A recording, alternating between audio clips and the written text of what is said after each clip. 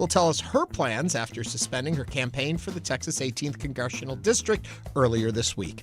I'm Ernie Manouse. And I'm guest host Doris Childress. We'll also be joined by U.S. Representative Jasmine Crockett, who will discuss her run for Senate as she squares off against Texas State Representative James Talarico for the Democratic nomination. Plus, Houston area relationship therapist Dr. Viviana Coles will stop by to take your relationship questions ahead of this Valentine's Day. And as always, we want to hear from you. Give us a call or text us at 713-440-8870 or email us at talk@hellohouston.org.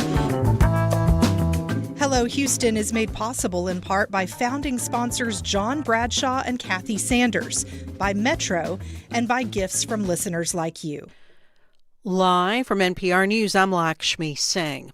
Some relief from sharp price hikes in the U.S. reflected in the latest reading of the Consumer Price Index. The key measure of inflation cooled last month to 2.4%, lowest level in nearly 5 years. Secretary of State Marco Rubio is expected to encounter a different reception tomorrow at the Munich Security Conference than what Vice President J.D. Vance experienced last year. Here's NPR's Michelle Kellerman. When Vance was here, he criticized allies for their immigration and free speech policies, warning that they're putting Western civilization at risk. Secretary Rubio, speaking on the tarmac before flying to Munich, says Europeans want honesty. The world is changing very fast right in front of us. The old world is gone, frankly, the world I grew up in, and we live in a new era in geopolitics, and it's going to require all of us to sort of re-examine what that looks like and what our role is going to be. Speaking from outside the conference, California Governor Gavin Newsom says Rubio is more of a diplomat than Vance. If we grade on the curve, it should be a good speech. Michelle Kellerman, NPR News, Munich. Funding for the Department of Homeland Security expires at midnight. Members of Congress are going on recess, all but ensuring a partial government shutdown. On NPR's Morning Edition, Democratic Senator Ruben Gallego addressed the uncertainty of funding. The one thing that we can't do is to rush to fund a government entity such as ICE and Border Patrol that killed 2 Americans in 2.5 weeks. So we had to do this right, and we have to make sure that we're doing it in the best interest of this country.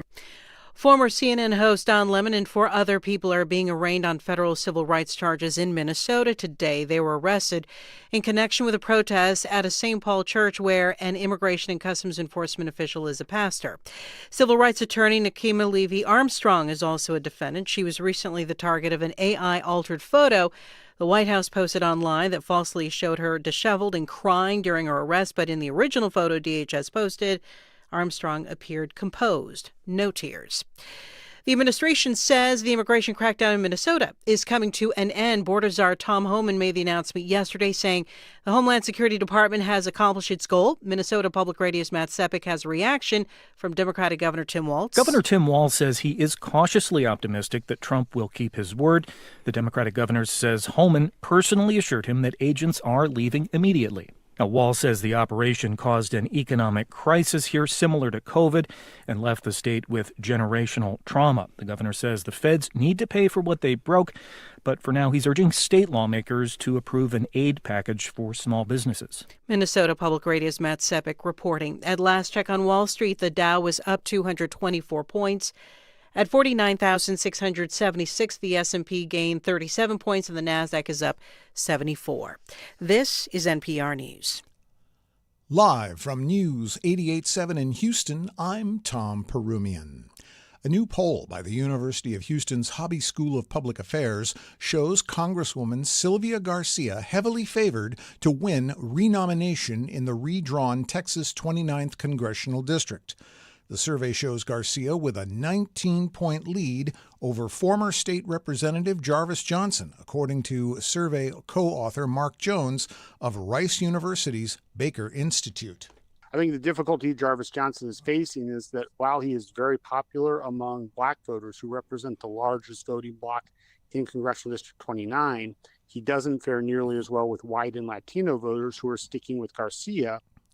And Jones says that Garcia is also poised to win a substantial minority of the African-American vote in the district, perhaps in part due to her endorsement by the Congressional Black Caucus. The Houston Texans are on track to move much of their operations to northwest Harris County. On Thursday, Harris County commissioners approved a deal to work with the Texans and Howard Hughes communities to develop a new entertainment district. Officials didn't give a set timeline or cost estimate, but Commissioner Tom Ramsey says the process should move quickly. So it's probably going to move more rapidly than any of us would expect, but I don't want to give a date to it at this point, but the process has begun. Plans call for creating the Toro District, which includes a new Harris County Community Center, new parks, and a new training field and headquarters for the Texans. Checking your weather, partly sunny today with a high of 76 degrees. Mostly cloudy overnight with a low around 64. On Saturday, patchy fog to start off the day with a chance of showers and thunderstorms and a high near 75. Right now, overcast 72 degrees on the UH campus. I'm Tom Perumian, News 88.7. Support for NPR comes from NPR stations. Other contributors include Fisher Investments. As a fiduciary, Fisher Investments is obligated to act in their client's interest. Learn more at FisherInvestments.com. Investing in securities involves the risk of loss. This is NPR.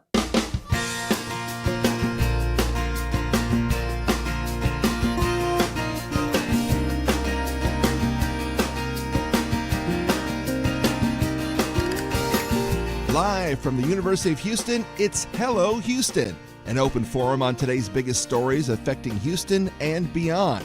Call now, 713-440-8870, or let us know your thoughts on today's topics by emailing us at talk@hellohouston.org.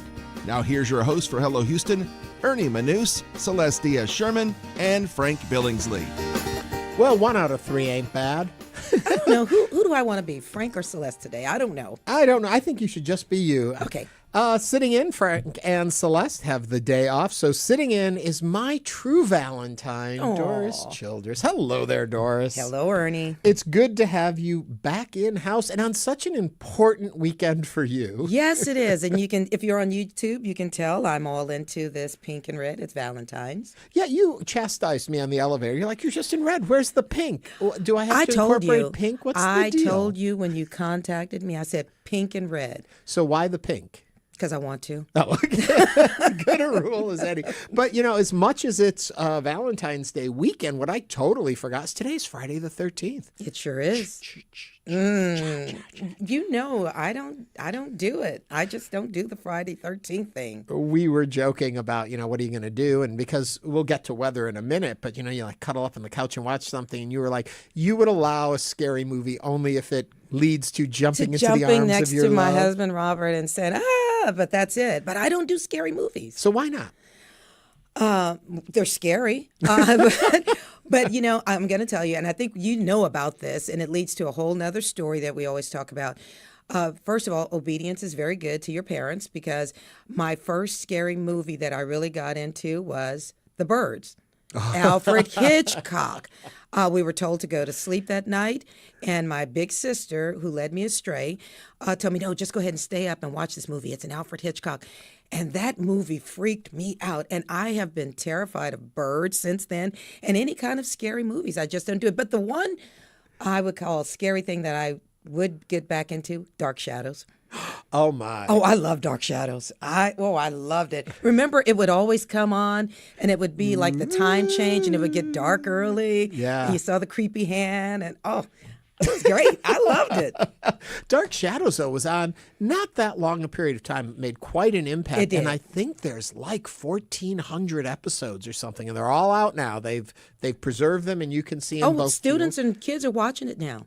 So creepy. Barnabas Collins. That's the name. Yeah, Collinwood. Yeah. Well, anyway, we're not going to be talking about that today on the show. Well, maybe a little bit. It'll come in and out. But we are going to have some relationship advice coming up later in the show. So if you are planning your Valentine and trying to find some clever ideas what to do, or maybe today puts back into focus, or tomorrow more so, back into focus how your relationship is going, and you want some advice and tips. We'll be taking those later in the show, and you can call us with those questions. You can even start now, text or call 713-440-8870.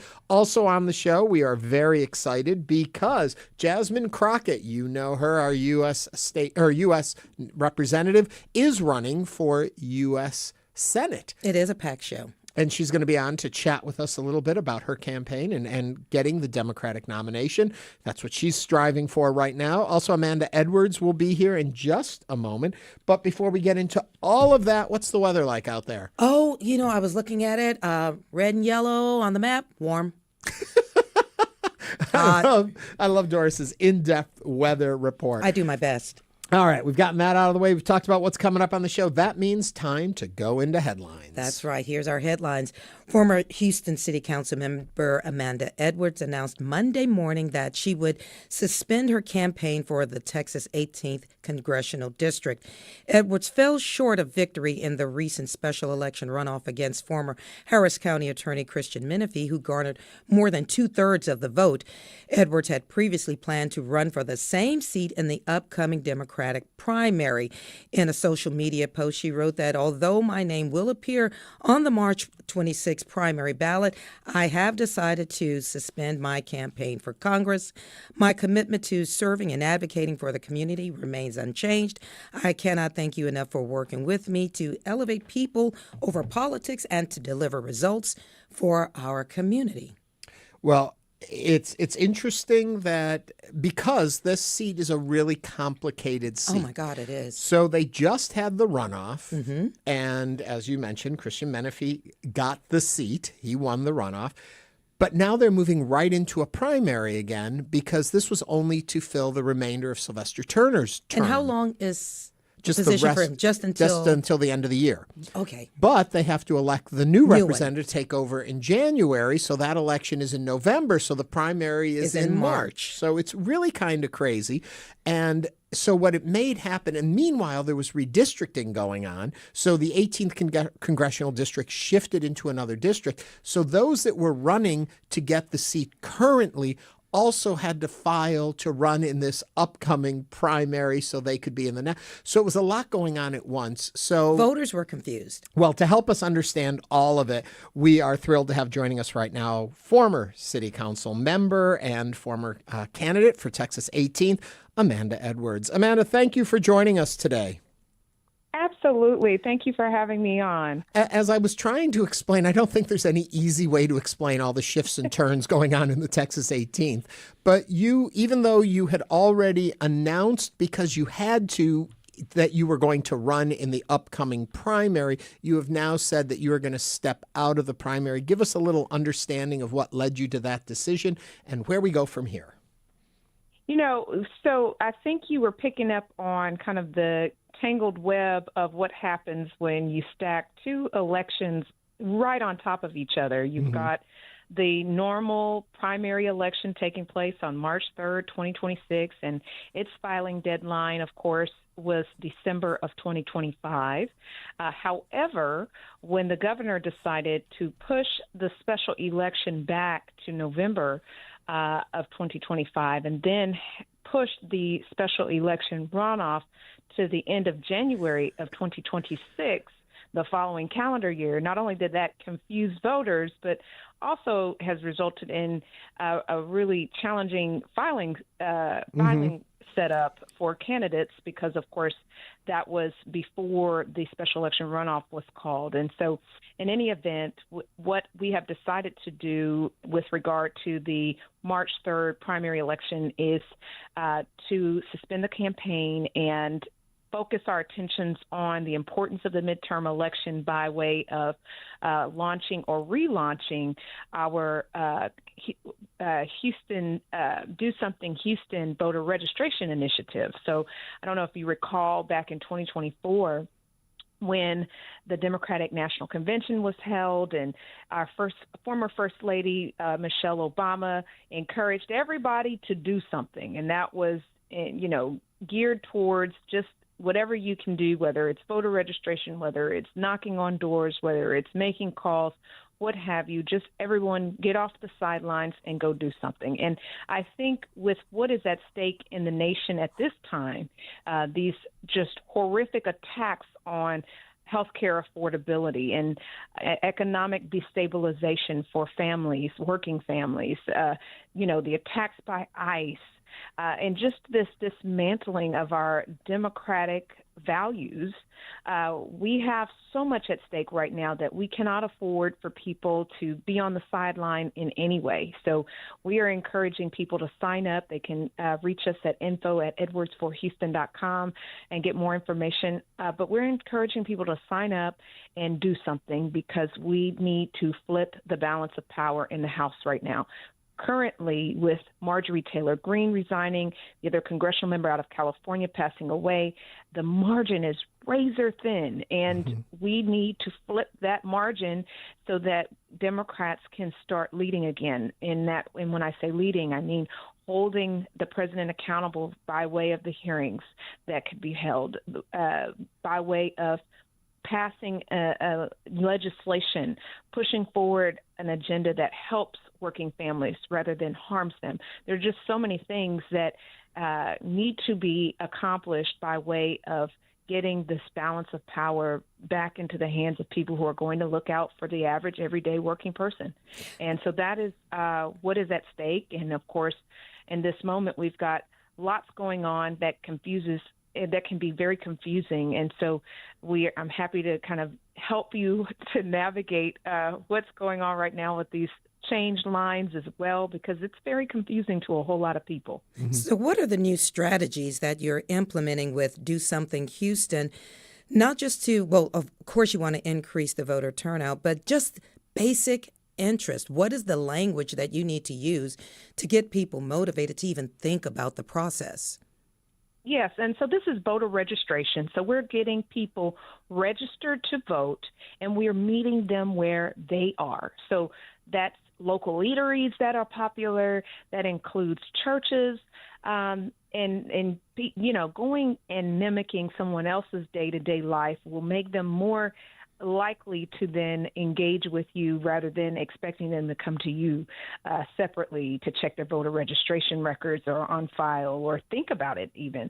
Sometimes you've moved or had some type of change and don't even think about the fact that you probably need to get registered because of this change in address, for example. And this gives people time. You have 30 days before Election Day always to get registered, but you don't want to wait that long, and you always want to check and make sure that the tax assessor's office has the right data for you, you're properly registered well in advance of you actually trying to go cast your vote. So even if it's just to make sure everything's checking out properly. The last thing you want is to be handed provisional ballot and told there's some irregularity with regard to your voter profile. So this will help you and help people and make it more accessible to people by meeting people where they are so that they are registered and can go out and vote. I think one of the lessons learned when we look back at Georgia and how they were able to end up with 2 U.S. senators that were Democratic. That didn't come by way of an accident or, just happenstance. There were a lot of efforts that were put into place to,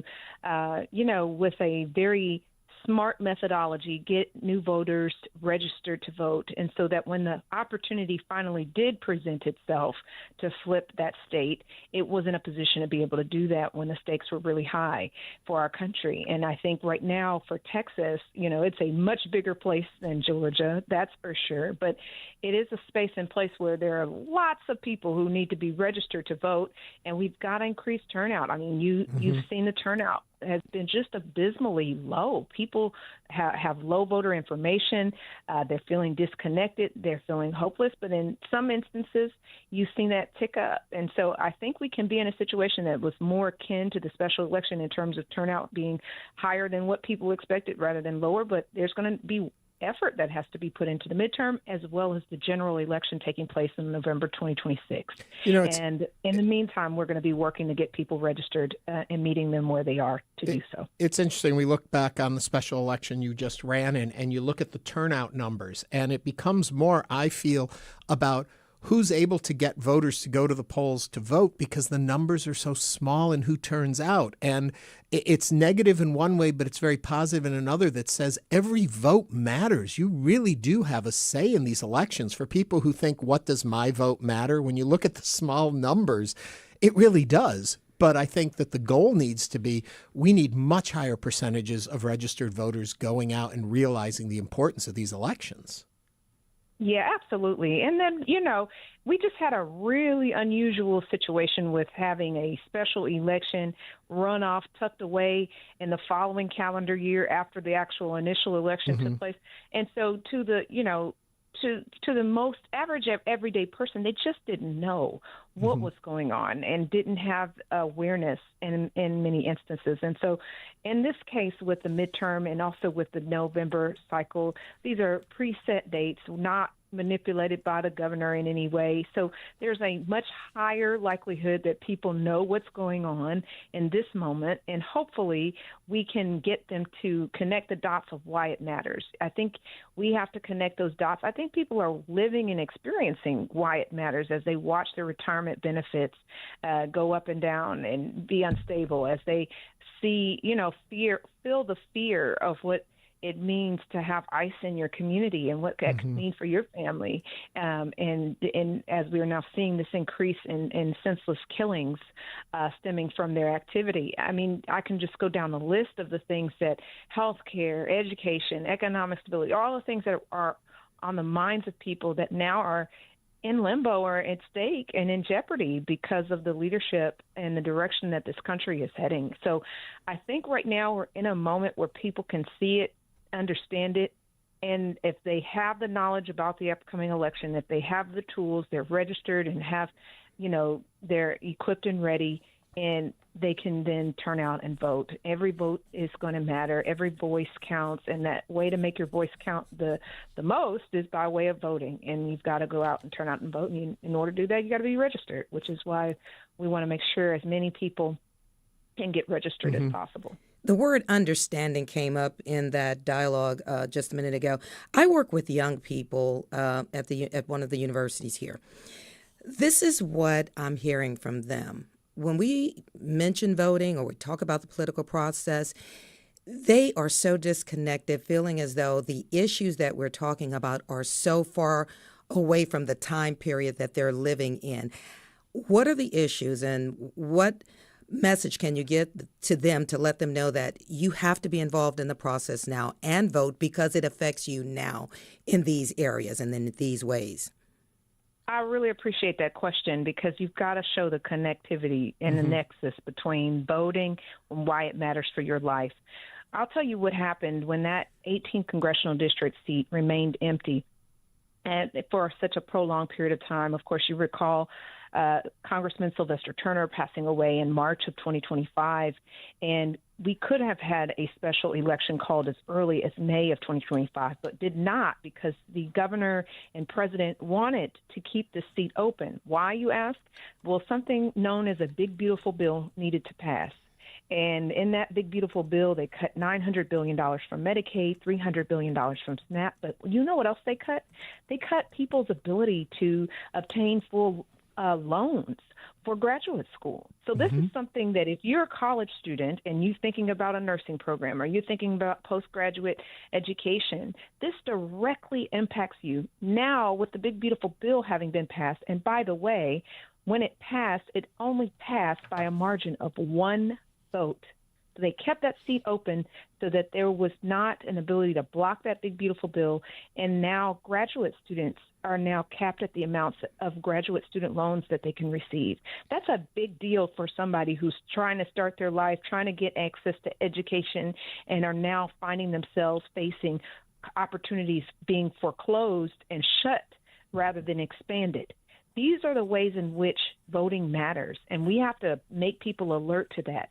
Also, when it comes to, in addition to student loans, when we're thinking about ways in which people can go about finally buying a house when they graduate, and what's available through HUD. And all of this is, a series of policies and leadership and decision-making that is impacted by whom you vote for. So when you're thinking about what home loan programs are available for first-time home buyers, when you're thinking about access to graduate school loans and education, voting absolutely does matter. And in fact, we've just watched our students become a political chip in this political game known as the Big Beautiful Bill that will be taking effect. And so this is a very unfortunate consequence, but a very real one for young people who are looking to pursue their next move. I want to remind everyone we're speaking with former city council member and former congressional candidate and activist Amanda Edwards.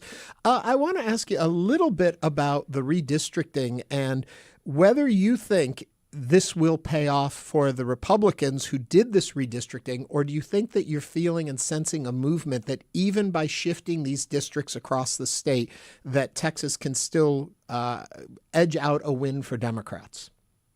I think net impact is obviously balanced out by California, with the Supreme Court upholding the use of the newly drawn maps by California. I think that whatever happens in Texas is going to get balanced out there. And so I think that's where the reconciliation occurs. Do I think all 5 seats will go Republican? I think there's a risk to Republicans that they won't, but it's hard to say at this time because this has just not been tested. It's just not been tested. And so you've got some areas like District 9, for example, high population of Latino, Hispanic voters who are Republican. I don't know what turnout is going to look like in a moment like this. So there are some questions about how turnout will be, and I think that the candidates and the way they run their campaigns and who they are is going to help to shape some of that. But of course, a lot of this is shaped by what's happening in the world. And, is there going to be a chilling effect based on what people are seeing and experiencing with regard to ICE and just, people not feeling comfortable to avail themselves of the government at this time through the voting process? And so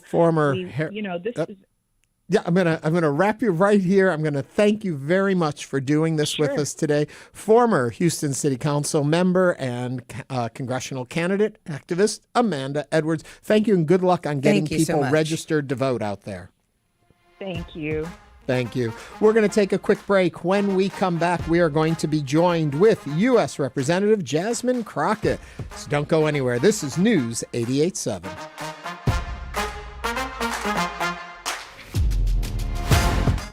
Metro is introducing a brand new fare system to the Houston region. Say hello to the Ride Metro Fare Card. It's the new way to ride. The Ride Metro fare system will replace the old Metro Q fare card and will make buying your bus and train fares easier than ever before. You'll be able to buy Ride Metro cards at all Metro ride stores, ticket vending machines, order online, and from a growing network of retailers throughout the region. When it comes to moving about Houston, we want you to choose Metro. Visit ridemetro.org/fare system. World leaders are gathered in Munich to discuss international security. If you are curious what it feels like when they all get together, think of a 10-ring circus and a Middle Eastern bazaar surrounded by snipers on the rooftops. I'm Mary Louise Kelly on the ground at the Munich Security Conference. Join us on All Things Considered from NPR News. That's coming up today at 3 o'clock. Hi, I'm John Donvan, host of Open to Debate, where we bring you open-minded discussions and debates about the issues affecting our lives. Everything from science and tech to politics, culture, and foreign policy. In our divided nation, we feel it's more important than ever for people to be open-minded, open to disagreement, and open to listening to the other side. Join me in being open to debate. Sunday night at 10 p.m. on News 88.7.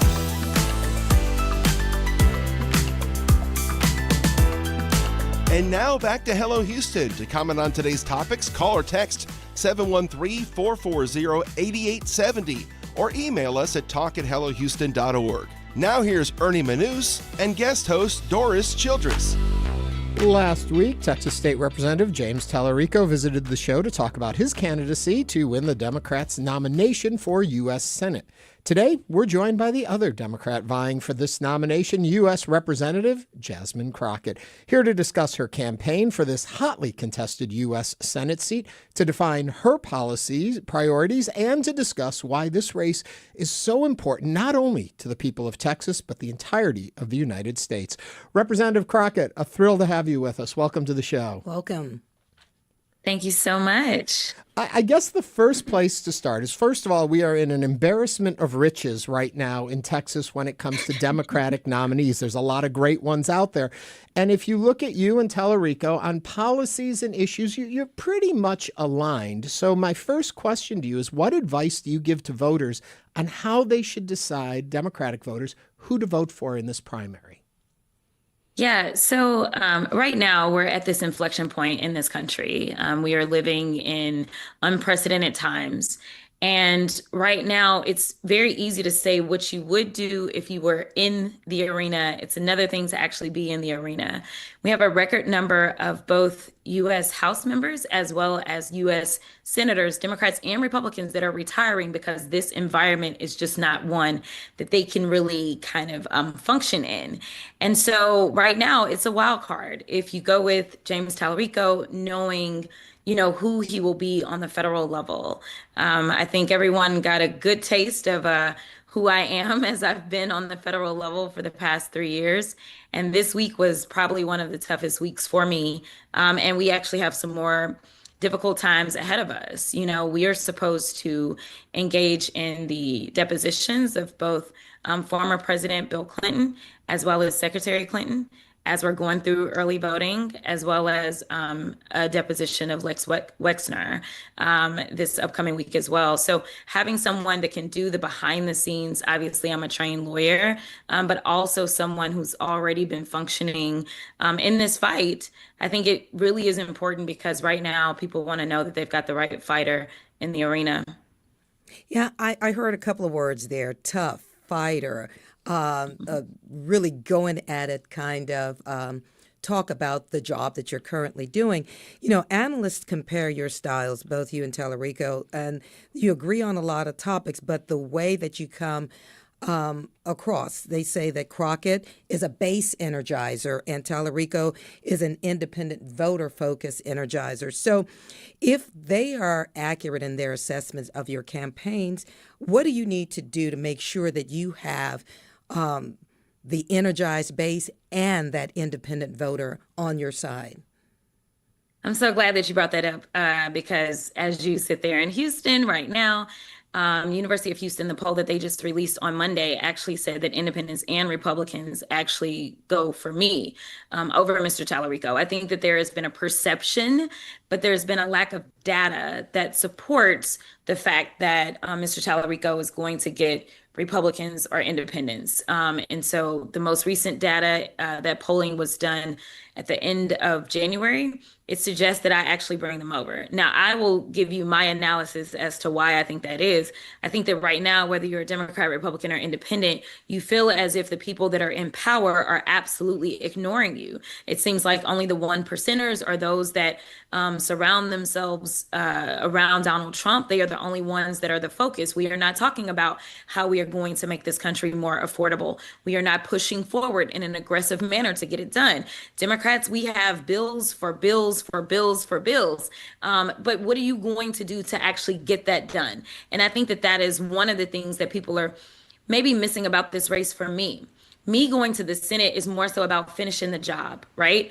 I absolutely believe that we're going to take the House. I appreciate the comments of Amanda, who was saying that, yes, they may have overplayed their hand, essentially, right? And thinking that they were going to get 5 seats.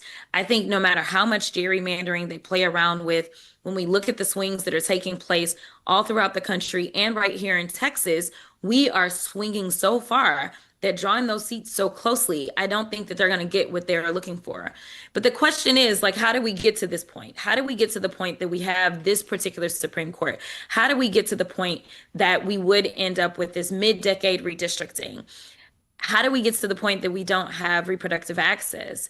Everything leads down to this idea of, or that Donald Trump could even run for president again. It all falls on the US Senate. And so we have to change the math in the US Senate. So I think that it's not an either or. I think it is an and. Texas has one of the lowest voter turnouts in the entire country. Everybody wants to get out and register people to vote, but the reality is that we are only turning out a lot of times a little bit more than 50% of those that are registered to vote. And I do know, as someone who was a national co-chair for the Harris-Walz campaign, that a lot of time the base was feeling like there was just a presumption that they would show up, and they weren't really being courted nor excited enough. And I think that I can bring that fire to the base while also showing that I have the competence and the know-how to do the things that independents and Republicans are looking for. And so, I think it's interesting that I am being attacked from all sides right now. The governor decided to spend money on an ad, not to deal with his own race, but to deal with me. But we also know that the attorney general did an AI-generated ad of myself and Cornyn dancing together. And that is because John Cornyn and I have worked together on things that we could find agreement on. I mean, that's what it means to govern. And I think that as we go through this campaign, more people will understand that, yes, I don't go viral for my bipartisanship, but my bipartisanship and governance is there. Yeah. To run for office, we all know it's incredibly expensive. There's so much money in there. I'm curious what we learn about candidates, or what we should take from candidates, by where they get their funding from. And if we analyze who is supporting you, what does that tell us about you? And is there a commitment back to those who fund you to do their work? Yeah, so we normally put out a link and people can absolutely submit and donate. And then there's money that you can go after, right? And so I've not done an analysis of all the donors that have contributed to my campaign, that is for sure. But I can tell you that it is a lot of everyday hardworking people, even some people that aren't currently employed. We have so many small dollar donors that are making way in our campaign. I do think that when you do an overall analysis, I think what people should be looking at is something that we also tried to preclude, which was under Citizens United. And, we know that Elon Musk was able to contribute $250 million to this president's campaign. And we also know that Elon Musk gets $8 million a day from the federal government. Those are the kind of quid pro quo things that I think that we need to pay attention to, is who is potentially getting a kickback and what does that kickback look like? And we have so many direct links between this president and who it is that's actually making money. As it relates to like the senatorial campaigns, I've not looked at the donors that are pouring into Senator Cornyn, but we know that over $50 million has already been spent. I just know that there are people that are absolutely pulling for him. Can't say that I've done an analysis of, whether or not these are people that are looking out for their own financial interests or not. And then when you look on our side of the ledger, I've also not done an analysis on Mr. Talarico's donors. I know that there's been a lot that has been put out into the atmosphere. And I know about some of the historical data as it relates to some of the alarming points in his past donations, like with the Adelson money. But overall, I think that it's about look at how a person votes. And if you can draw a line, then you should absolutely draw that line and you should absolutely be alarmed. It's been said that you guys agree on almost all of the issues, economic relief, immigration reform, health care. Where you differ, we want to know. That's where you differ, especially with economic relief, because we've been talking about where is the money going, who's voting for who, mainly about campaigns. But at this point in the election or the process, voters want to hear exactly, what are you doing for me? So in your own words, economic relief, that's important to all of us. What can you say? I'm exactly going to do this, this, and this, and no blah, blah, blah. Thank you. Thank you so much. The issues that matter to the voters. Hallelujah. All right. So actually just on, I don't know if it was yesterday or the day before, but we actually took a vote as it relates to at least a portion of the tariffs. This was, again, the Democrats leading from a minority stance. It was the ranking member of Foreign Affairs, Greg Meeks, who carried this bill. We had a few Republicans that are pretty vulnerable that crossed over, and we were able to vote on some economic relief as it relates to the tariffs, specifically, most importantly, in Canada. So I personally think that, number one, we've got to deal with the tariffs. Number two, and let me explain, let me go a little bit deeper on the tariffs, specifically in Texas. If you're talking about housing affordability, we get the vast majority of our lumber to build homes. We get that out of Canada. And so as people are saying, hey, I can't afford my home or I can't afford my rent, one of the issues that we have is that that's all increasing because of the tariffs. We also know, as it relates to our farmers and our ranchers, that their exports are down. So now we are experiencing record bankruptcies as relates to them, as well as record suicides as it relates to our farmers and ranchers.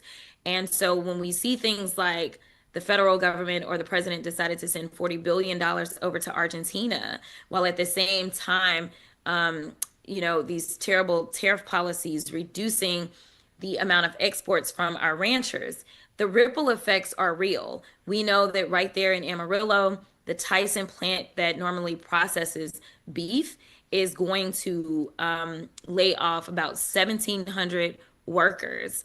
And that beef from that particular plant went to supply 400 Wendy's. Having somebody that understands the entire ecosystem about how all this works allows us to start to kind of tinker around and start to make those fixes. Because some people say, well, I'm not a rancher, so how does this affect me? But understanding that entire flow. Same thing as it relates to groceries. This is one of the things that Vice President Harris talked about a lot, and people can Google. There was a point where people kept saying the inflation is so bad, it's so bad, it's so bad, right? But then there was also evidence of price gouging. So I'm actually working on some bills right now, and there's an article that you can Google where a Kroger CEO talked about the fact that they had actually price gouged in a moment in which people were understanding that a lot of inflation was taking place. So we've got to go after those that are cheating the system. We've got to make sure that all of the tax cuts that were brought about in the reconciliation bill, that we go ahead and X those out, because in that reconciliation bill, also known as the Big Ugly Bill, we know that $1 trillion of wealth basically was transferred from those that are not at the top to those at the top. And so we know that those tax cuts meant that they were taking away money for Medicaid, they were taking away money for Medicare, they were taking away SNAP benefits. So I think that it's important that we, number one, deal with the tariffs. Number two, make sure that we are fortifying our farming. The Farm Bill is about 3 years behind right now, and our farmers are struggling, specifically right here in Texas. And then I think that it is important that we make sure that we get those cheats, whether it's the price gougers or whether it's the corporations and the billionaires that are not paying their fair share. When everybody in this country does better, our economy does better. And right now we see that our economy is shrinking. We've lost over 1 million jobs just since Donald Trump has sworn in. And the only way that we're going to get relief is if we act as quickly as possible. I am going to take you back to philosophy a little bit here. And as we sit here in chat right now, there is a looming government shutdown, at least a partial shutdown of DHS. I'm curious for your philosophy on when is it, and we understand when you're in the minority, there are limited tools you can use. And one is these government shutdowns. When is it appropriate and when isn't it appropriate to shut down the government because of all the ripple effects it causes? Yeah, it just depends on how bad it is, right? The shutdown will be squarely on the shoulders of the Republicans. We know that we endured most recently, that particular shutdown was the longest in the history of our shutdown. In fact, we know that there is one thing that Donald Trump is really good at setting a record for, and it is shutting down the government. That particular fight, I think, was a fight that was worth waging. We know that the tax subsidies as it relates to the Affordable Care Act, that they were set to expire. They did expire. And now people are not going to be able to afford health care. Again, going back to this affordability issue. And so, I think that we pushed as hard as we could. And I think that the only time that you could push in the minority is when you do have a very salient issue. We know that the elections that occurred right before there were Senate Democrats that basically gave in on that particular issue. We know that we saw some historic wins because the people were with us. They were scared. They were nervous about their health care. And right now we're getting the stories of people that are saying, you know what, we're just not going to have health care because we just can't afford it. Depending on where you are, we've seen premiums, go up into the thousands of percentage points. It is absolutely unsustainable for so many families that are already struggling. So I think that was worth waging. I think as it relates to DHS, because you're talking about a partial shutdown, I think that this is a fight worth waging as well. We know that there are American citizens and there are legal residents and others that are scared every single day. And again, because of that reconciliation bill where they were pulling out dollars from Medicaid, Medicare, and SNAP benefits, they decided to give a historic amount of money to ICE in that particular bill, $75 billion over 4 years. And now they're looking for more money. And so, this idea that we're going to continue to reward bad behavior that not only violates the laws that we've written, but violates the Constitution, and there's no oversight, there's no accountability, that has to stop. There's been a lot of coverage, or there was a lot of coverage of the fact that myself and Joaquin Castro went down to the Dilley facility. Secretary Noem decided to circumvent the law that was written by Congress and tell us that we're not allowed to go into facilities unless we give them a 7-day heads up. That is not the law. We wrote it the way that we wrote it for a reason, because we need to be able to go in at a moment's notice and actually see what's going on, not let you prepare, not let you put everybody on lockdown, not let you go and throw things under the bed. And so we've got to get some very basics under control before we say that there's more funding. And right now, they're not interested in even just following the law as it's laid out. So I don't know why you would continue to fund that under these circumstances. And this is the only leverage that we have, as specifically being in the minority. To stay with equal timing, we're going to have to drop this conversation here. But okay. I appreciate you so much for taking the time to speak with us. Representative Jasmine Crockett, thank you so much for doing this. Yes, get out and vote. We start on Tuesday. Reminding everyone, early voting for this primary begins Tuesday, February 17th, with Election Day on Tuesday, March 3rd. Thank you very much. Coming up, we're going to be talking dating and healthy relationships ahead of Valentine's Day. Stay with us as Hello Houston continues.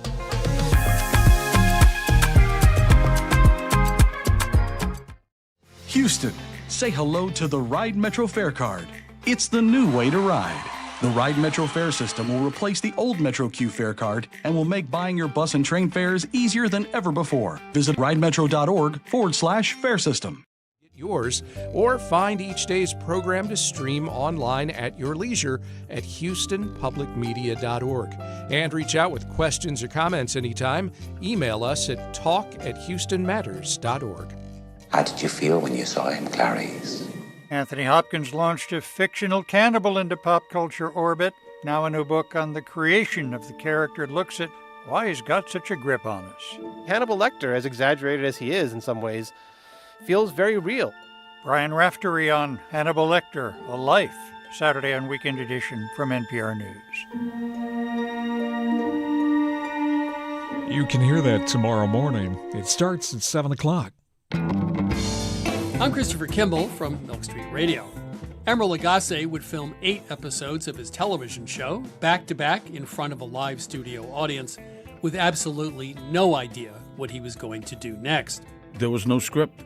Only God knew where we were going. The secrets of making food TV, this week on Milk Street Radio from PRX. Listen Sunday afternoon at 1 o'clock. And now back to Hello Houston. To comment on today's topics, call or text 713-440-8870 or email us at talk@hellohouston.org. Now here's Ernie Manouse and guest host Doris Childress. All righty, Valentine's Day is tomorrow. It's a day to show love and appreciation to that special someone in our lives. While many of us tend to show our admiration through gifts, flowers, or chocolates, the significance we give this love-centered day also presents an opportunity for couples, both new and long-term, to find ways to strengthen or improve certain aspects of their relationship. To share her thoughts on how couples can maintain healthy relationships, we are joined by Houston area relationship and intimacy therapist Viviana Coles. Viviana, welcome to Hello Houston. Thank you. Thanks for having me, and happy Valentine's. Yeah, it's a really exciting month. Just make it the whole month. Love month, the whole month. Okay, if folks are watching on YouTube, they would see the blouse you're wearing. Do you always wear heart and red, or just is this for Valentine's Day? It's just for Valentine's. I do have a lot of red. If you check out my website, Houston Relationship Therapy and drviviana.com, you're going to see I'm pretty much always. So is red the right color for intimacy? You know what? It or does are there several spark a little colors? Something. I would say anything moody. I mean, look. Y'all have the perfect set here. You could just dim these lights and it just brings on the mood. But yeah, candle lights, red and black. Okay. Yeah. Okay, Doris and I have a very long relationship. We've known each other for 30 years. And I think what actually cemented our relationship and made us fast friends, and you can correct this if I'm wrong. I will. Yes, she will. Yes, she will. Is when we finally took the time to sit down and actually talk to each other. Mm-hmm. We talked around each other. We knew each other. We worked together. But it wasn't until that moment where we both said, you know what? We're in this together. Let's get to really know each other. I remember that. Yeah. I do. There's something about the bonding that can happen when you're sharing, and sometimes it can feel like oversharing. As a therapist, there's no such thing. But oh, yes, there is. Partners. As a non-therapist. So for partners, especially in romantic relationships, it does take sharing your thoughts. And for so many couples, I'm telling them, look, you can avoid being in therapy. Not everybody needs couples therapy all the time. Everybody is probably going to need it at some point, but you can avoid it by doing weekly check-ins. And I have an app. It's called Vivid Relationships. You can get it on any app store. It's free. It's a free download. But I put all these resources, including the actual weekly check-in and monthly check-in that I give to all of my clients, because those 8 questions are really going to help you to bond and to feel like you know what's going on so you don't get sideswiped by I don't love you anymore. Or this is, it's been 3 months and we haven't had any intimacy. Like, it's really good to just check in and not get blindsided. I want to remind everyone, though, that if you want to call in with your questions while we have the good doctor here, give us a call, 713-440-8870. I wasn't even going to let you do that because I was just so ready to get into it. I'm ready. Somebody else can ask questions, too. Okay. So this whole word intimacy, I'm looking at the title of the book, Intimacy Styles, but then the lasting physical intimacy. So is there just one definition for intimacy? Is it emotional intimacy, physical intimacy? Yes, Is all of the above. The same? So the 4 intimacy styles, I wrote it because for so many years, I've been seeing clients couples for over 20 years. So many years I would get the question, we know all about the love languages, which, by the way, it's a game changer. If you don't know about the 5 love languages, where are you? And why are you in a relationship? But it answers the question, but what about sex? So that's the sort of thing where I said, you know what? I have been saying the same thing over and over again. I'm just going to write a book about it. And then, of course, the pandemic came around. Fortunately, that gave me a little bit of downtime to make the most of it, and I wrote it then. But what stands true is that intimacy is both emotional and physical. Mm-hmm. If you are not having both, you're not really experiencing the real breadth of what connection can look like, and you're probably going to miss out on the really valuable pieces of being in a long-term, lasting, healthy relationship. If you're not investing in each of those, then you're missing out on things. And most of us do have some sort of a preference on what comes naturally as far as being at the top of our brains and where our efforts go. But you need to be doing both for sure. But what if they don't? I'm sorry, Ernie. I'm so greedy. So what if they don't meet? Doris. You have some people who are just functional, and they say that's okay. We're functioning, and then you have this other person who wants the bells and the whistles. And how do they meet? They do meet. They end up getting married, and they end up seeing me. And it all comes out during Valentine's Day. Okay. That's how it is. But to kind of stay on that same question, then get you a chance to answer, actually. Over time, relationships shift and change. That thrill in the beginning, the romantic movies were all fed and all that. Yep. Is that realistic? You're married 40 years. You're happy with the person, but you want to sit in the garage and drink beer, and the other one wants to go and watch a movie on TV. Right. Is that wrong that a relationship goes that route? Or can that also be healthy? That can be healthy, and it is going to happen because neurologically we can't keep that level of passion and desire to be all the things, be in a cardboard box, be naked all the time. Like that just isn't going to happen neurologically. It's not going to, just be happening. But what you do have to do is what I call an underlying current of sensuality, and I call that pillow talk. It's actually my next book, so I'll be back with that one with freebies of those. But it's all about the flirtation. It's about the knowing that there's something between y'all that it's like if we could, we would. You don't have to be, but if we could, we would. And it really does allow for the sense of, you're still my person. I've still got the hots for you. You still got the hots for me. And while we don't need to be just in bed all day, it would be something that could happen because we have that sort of connection. The faces that I know if you're watching on YouTube. It's a horrible question. I'll let Doris let him say that, and then I'll get to the clean stuff. Right. Go ahead. Okay. I love pizza. I could eat pizza all day long. Mm-hmm. I know other people, pizza here and there, fine. So there are different appetites in romance. How do you balance that out? How can you, because the partnership should be, I guess, negotiation to some degree, but there's some people who just don't have that interest and others have way too much of that interest. Where do you find the balance? That is exactly what the 4 Intimacy Styles is about, because it's not about learning what your intimacy style is. A lot unlike the 5 love languages, it's about learning what percentage you are of each already and then seeking to be 25% of each so that you're well-rounded. I call it rounding out your intimacy style. Because if you do that, you will cover all the basics forever. And it doesn't matter about what your preferences are. You're getting all of your needs filled. And in long-term relationships, you do have to put that at the forefront. But it's not as difficult as people think it is, especially now. There's a free quiz online. You can take it, 4 Intimacy Styles. Again, I try to put everything free out there just because I really do want to help people. And I know I'm not always going to get to sit across in my office from every couple that wants help or needs help. Do people really realize they have to work at this whole process of love, relationships, and just this whole intimacy thing? Because there are times, I'm just going to be transparent, when I'm mad at Robert and I don't want to talk to him. Robert's her husband. Robert, okay, so that's my Bobby's husband. mine. I get it. I got so a you Robert get too. it, but then I have to stop and say, but he's such a good guy. And I recall the list of things he's done. That's work. That makes me happy. So then the anger or the frustration just kind of dissipates. Well, here's the thing. So many people forget that we could pick apart everything about our partners, and guess what? They could do the same for us.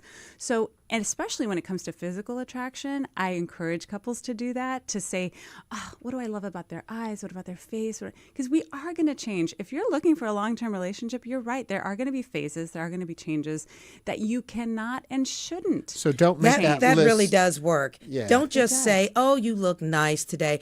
When Robert has on shorts, I will say, your legs are so Isn't gorgeous. that unfair that the men But he's have got these great legs? So I've got to stop making the list of I can't stand this about you anymore. I don't like that about you anymore. Well, That list that shouldn't sounds count. like a lot of fun. I want to mention Alex To be Garza your does partner. write in. It's 100% okay to be single. You're not incomplete. You're whole, worthy, and writing your own love story. Yes, That's true. absolutely. Singlehood doesn't necessarily mean loneliness. And just like being in a relationship doesn't mean you're not lonely. Well, we're going to be a little alone in a minute because we got to thank you for being on the show because we've hit the end of the guys. segment. Dr. Viviana Coles is a Houston area relationship and intimacy therapist. Thank you for joining us on this Thanks very for joining important us. weekend. I hope to be back. Coming up next, we're going to have more of today's top headlines, and we're going to take a look at the rising influence of Christian nationalism in politics. Stay with us for the second hour of Hello Houston. Stay tuned. There's more Hello Houston on the way with Ernie Manouse, Celestia Sherman, and Frank Billingsley. For the latest in local news, subscribe to the Hello Houston daily newsletter at houstonpublicmedia.org. Hello Houston is a production of Houston Public Media. The opinions expressed by the guests of this program are solely their own and do not represent the views of management, staff, or underwriters of Houston Public Media. This is News 88.7. Here and Now brings you the latest news from around the country. I have a life brimming with people who've made different choices, and I've never tried in my personal life to impose my choices on them. Seems to me that people are being responsible, and yet it keeps spreading. I've been door knocking and making phone calls and working in offices. I'm willing to do anything for this man. Hear the latest news as it develops on the next Here and Now from NPR News. Here and Now, every Monday through Thursday, 1 p.m. on News 88.7. Support for Houston Public Media comes from Metro. Introducing the Ride Metro Fare Card. The Ride Metro fare system replaces the Metro Q Fare Card for bus and rail fares. Details at ridemetro.org/fare system. Sunny day today. We'll get up to about 76. Patchy fog, slight chance of showers tonight, a low 64. This is your NPR station, KUHF, Houston. News 88.7, a service of the University of Houston. Just ahead on this hour of Hello Houston, a new survey has found that Christian Menefee has a substantial lead over Al Green in the upcoming Democratic primary for the newly redrawn Texas 18th Congressional District. We'll discuss this and more of today's top headlines. I'm Ernie Manouse. And I'm guest host Doris Childress. We'll also talk with Michael Emerson, a fellow in religion and public policy at Rice University's Baker Institute, about the rising influence of Christian nationalism. Plus, Theater Under the Stars artistic director Dan Knechtges will join us to talk about their new 2026-27 season. Also, we want to hear from you, so give us a call or text us at 713-440-8870 or email us at talk@hellohouston.org. Hello Houston is made possible in part by founding sponsors John Bradshaw and Kathy Sanders, by Metro, and by gifts from listeners like you. Live from NPR News, I'm Lakshmi Singh. At the Munich Security Conference in Germany, Ukraine's foreign minister says he's invited China's top diplomat to his country, suggesting Beijing could be helpful in ending Russia's war in Ukraine. NPR's Emily Fang has the latest. China has offered repeatedly to mediate any talks between Russia and Ukraine to end the war. Ukraine historically has been distrustful. China is one of Russia's biggest trade partners, and Ukraine's President Volodymyr Zelensky has criticized China's increased purchases of Russian oil and gas. Ukraine has also alleged China provided military intelligence to Russia, but after several failed rounds of talks with Russia, Ukraine's leaders have signaled more openness to Beijing, with Foreign Minister Andriy Sybiha saying China, quote, can play an important role in bringing about a just peace for Ukraine. China's Foreign Minister Wang Yi says Beijing is, quote, willing to provide new humanitarian assistance to Ukraine, but he did not mention an invitation to visit Kyiv. Emily Fang, NPR News. Congress is about to go on break with no sign yet of an agreement to fund the Department of Homeland Security before money runs out at midnight. Mostly Democrats are holding out for changes to immigration enforcement policies, but NPR's Barbara Sprunt says Immigration and Customs Enforcement funding is not affected. A shutdown here does not mean a shutdown of ICE, and that's because the agency got over $70 billion in separate funds from Congress over the summer as part of Republicans' massive spending and tax bill. So other agencies within the DHS will be affected by a shutdown like TSA and FEMA. NPR's Barbara Sprunt reporting. Tomorrow is a deadline for 7 states, including California and Colorado, to agree on water usage from the Colorado River. Alex Hager with member station KJZZ reports. Those 7 states, from Wyoming to California, seem unlikely to have a deal tomorrow. Climate change is drying up the river, and states need to figure out how to rein in demand from cities and farms. They say they're working hard behind the scenes to forge an agreement because the alternative is probably a big showdown in the Supreme Court. The current rules for managing the river expire in October, and federal officials need to do a lot of environmental paperwork before then. If they can't implement new rules in time, it could mean big shortages at the nation's largest reservoirs. State leaders say they're now focused on a short-term plan to help avoid that. For NPR News, I'm Alex Hager in Phoenix. Federal officials are reporting 910 confirmed cases of measles in the U.S. so far this year. The Centers for Disease Control and Prevention's website shows the overwhelming majority in 24 states, from California to Pennsylvania. 5 new outbreaks were reported since the start of the year. The CDC says that most of the cases are among those who are unvaccinated or whose vaccination status is unknown. The agency falls under the direction of Health Secretary Robert F. Kennedy Jr., who has long expressed doubts about vaccine safety. It's NPR News. Live from News 88.7 in Houston, I'm Tom Perumian. 12 Houston ISD schools, including McReynolds Middle School, Alcott Elementary, and Franklin Elementary, may close permanently ahead of the 2026-27 school year. State-appointed Superintendent Mike Miles made the recommendation to the board last night.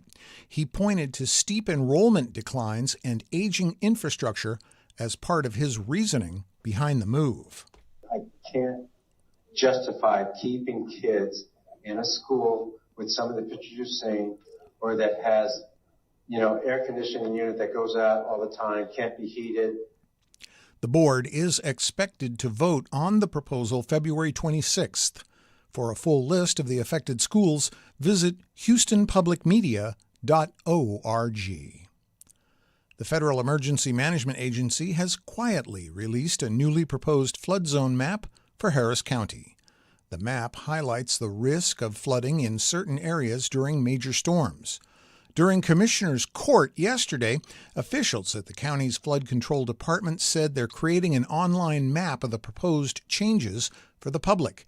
Tina Peterson is Executive Director of the Harris County Flood Control District. So candidly, we know that the process that FEMA uses is complicated, it's confusing. We know that the tools that they have provided were very technical because the audience was a technical audience, but that is what makes the Flood Control District's role important. The proposed map shows the county's flood zones may grow wider, but also shrink in some areas. Checking your weather, partly sunny today with a high of 76 degrees. 20% chance of showers later tonight, otherwise mostly cloudy today with a low of 63. We'll see patchy fog Saturday morning with a chance of showers and thunderstorms by the afternoon and a high near 75. Right now, partly cloudy 77 degrees on the UH campus. I'm Tom Perumian, News 88.7. Support for NPR comes from NPR stations. Other contributors include Progressive. Progressive Commercial Auto Insurance protects the vehicles that work to keep small businesses moving forward, including protection while running errands and other tasks at progressivecommercial.com.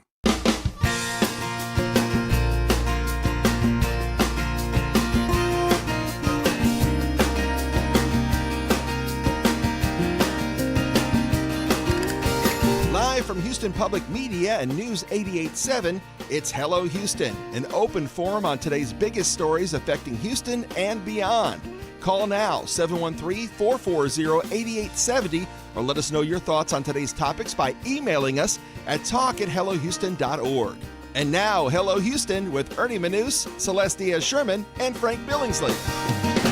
What a busy first hour, but we're happy you're here to join us for the second one. Busy, busy, busy. Busy, you may not recognize that voice speaking out to you. It's not Frank or Celeste, it's Doris Childress sitting in on our, I guess, kind of Valentine's Day special, but seems more political than Valentine's Day today. But I love being here. We love having you here. Thank you. Yeah, we were just learning about intimacy from our intimacy expert. I just also want to go back and say Amanda Edwards was here with us talking about the importance of voting. And then Jasmine Crockett, who is vying for the U.S. Senate seat for Texas and feels like she does have a chance to turn that seat. She's vying against James Talarico, who was here last week, also vying for that same seat. It's nice to have a good choice of candidates. Yes. It's hard because then you got to pick one over the other, but it's so nice to be able to have people will qualified listen candidates. to the issues because that's what's going to separate the two. Okay, what did they say about this? It will drive them to research. Yeah. So that's what I think the good thing that's going to come out of them being so good. The positive driving to research. We had the good doctor on talking about intimacy. She was fun. She was fun. And you've got your stuff all in order and planned for Valentine's Day with you and the hubby, Robert? I do. Yeah. I'm not telling. Oh, because is it a it's secret? a surprise. I always do a little surprise. But believe it or not, our anniversary is December the 27th. So he's got December, he's got Christmas, and he's got our anniversary. He usually does it. Then my birthday rolls around February the 2nd. So a while back, a couple of years ago, I just decided, I'm going to take the pressure off for Valentine's Day. So you then plan. So I kind of plan it a lot of times. And it's a surprise plan? Usually. He never knows what's going to happen. But then he started creeping back in, doing his own little surprises. So we'll just see what happens. We're going to free flow it this time. Yeah. For my Valentine's Day, it just tells you where we're at, We've had trouble. We've talked about this a little bit. If there's any caregivers out there, we're looking for another caregiver for my mom, but we're short on a caregiver right now. That's hard. So the weekends are all me. I'm home. So we really can't You're such go a good out. son. So we have to be with mom. So Walt for Valentine's Day said, my gift will be, I'm going to take your mom all day on Saturday so you can just have time to yourself, just some quiet time. And I thought, you know what? You could buy me all the chocolate you want. You could do it. This is a gift I will use. See, that's the listening part, what she was just saying. Listen to what your partner really needs. It may not be chocolates. I mean, I like them. I was going to say, but I don't need them. I don't need them whatsoever. Yeah. But just listen and then do those special things that add a little something to their life, because that's going to go a long way for you. Yeah, and it's great. And I guess the two of them, my mom and Walt, are going to bake a cake, which we'll have for dessert on Saturday night. And then Walt's going to come over and cook dinner. So I don't have to do anything. Sweet. I know. But now the pressure's on. Now I got to do something. You really do. So I was looking back at things that I've already done that he owed me for. Like we went to Costco or something and I paid it all. And he was going to, and I was thinking, well, can I just say okay, you don't have to pay me for that? Or is that not romantic? That is horrible. I'm just going to tell you as a friend, that sucks. And that's not a good word to say. But yeah, no. It's not like you to say So that. let's just say this. Come again, Ernie. Yeah. Come again. Yeah. Okay. I'll try another one. I want to tell you, we've been getting some great YouTube comments today. If you're not watching us on YouTube, you're missing half the show, because there you can watch us and join in with our YouTubers who always have a lot of nice things to say. Today, we got a comment. Good job, Doris, interviewing Representative Jasmine Crockett. You asked all the questions I wanted to ask. It was the money one.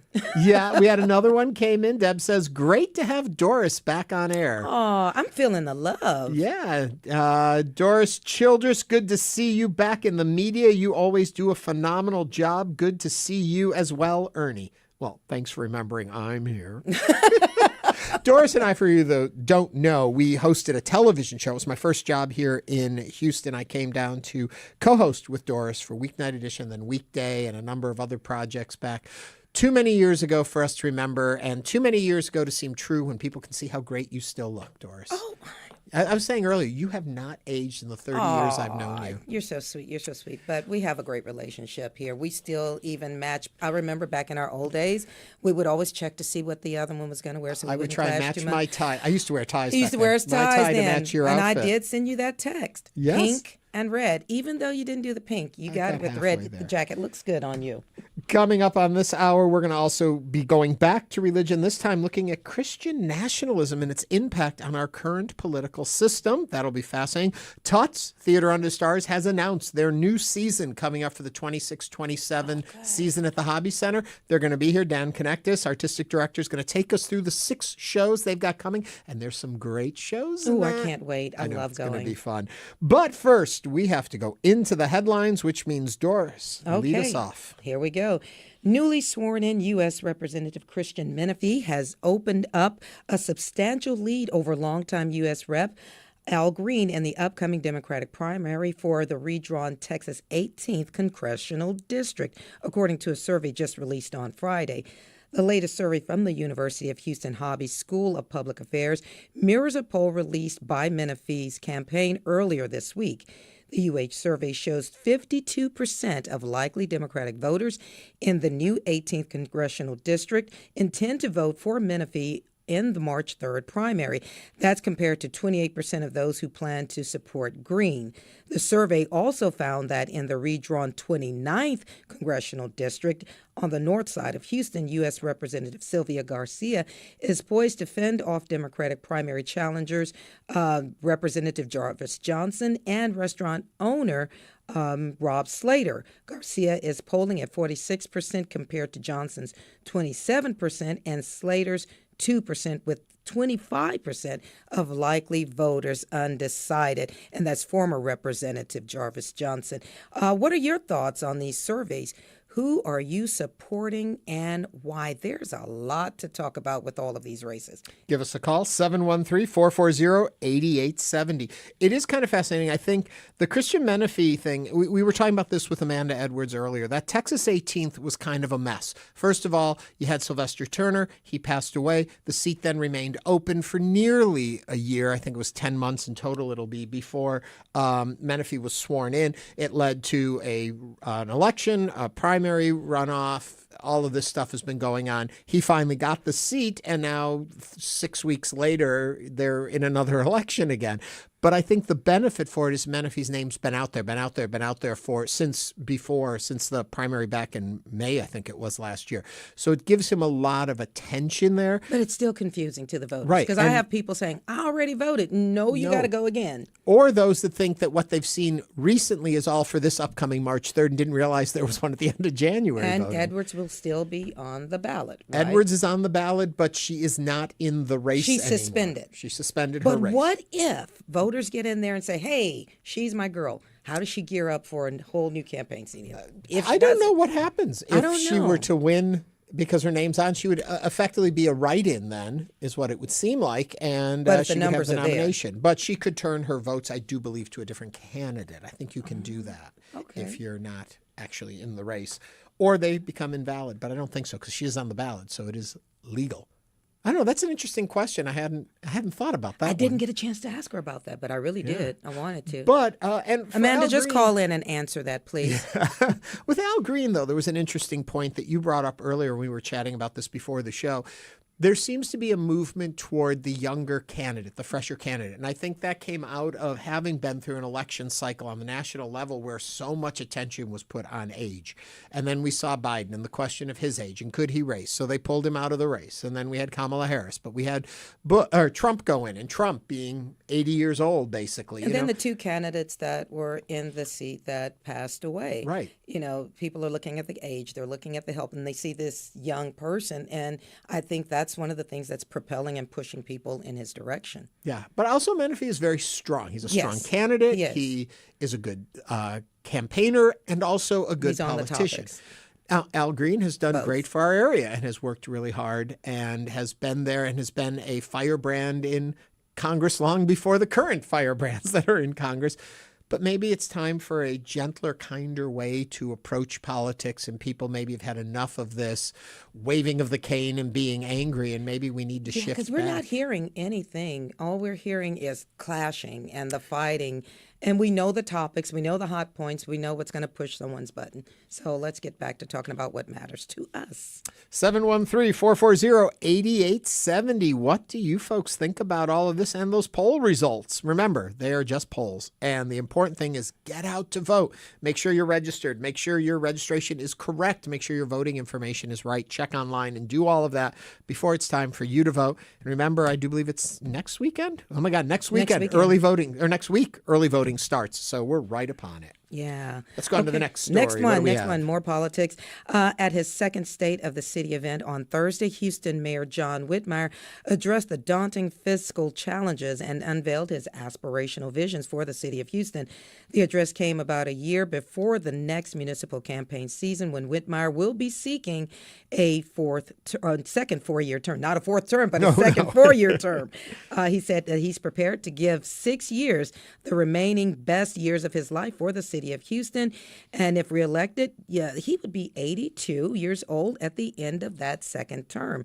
The city of Houston faced its highest ever budget deficit last year as expenses outpaced revenues by nearly $150 million.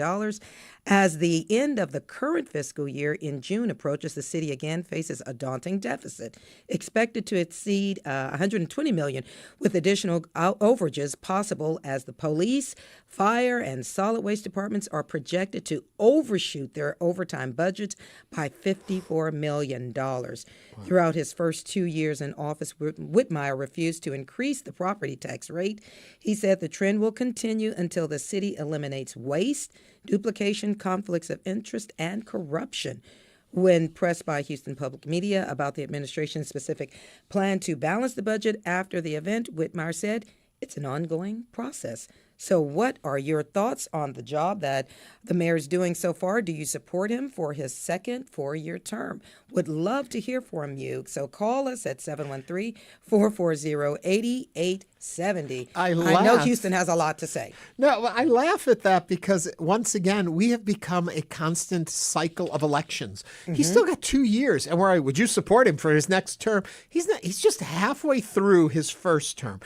It's just funny. As soon as a presidential elections happens, we're already looking who's going to be the candidate 4 years from now. We got to breathe, people. We just have It's to like you breathe. walk in the door, you just got home from work. What's for dinner? So, Houston, what's for dinner? I also think that the whole thing with the terms, too. It used to be we had 3 2-year terms for mayor, and Mayor Parker, if I'm remembering this correctly, really pushed for it being 2 4-year terms because, like we're talking about, all they ever were doing was campaigning. You won one term in your campaign, so the 4-year terms gave them a little breath there. But here we are doing it again, so we'll see. The city does need to get things balanced. I am happy to hear. That's a lot of money. But, it's funny. When you look at the budget, and you look at when they talk about waste and corruption, all that corruption, I don't think it's so much corruption. I think it's laziness. I think it's waste. I think it's tradition. You learn that this is how much something costs and you put that money into it.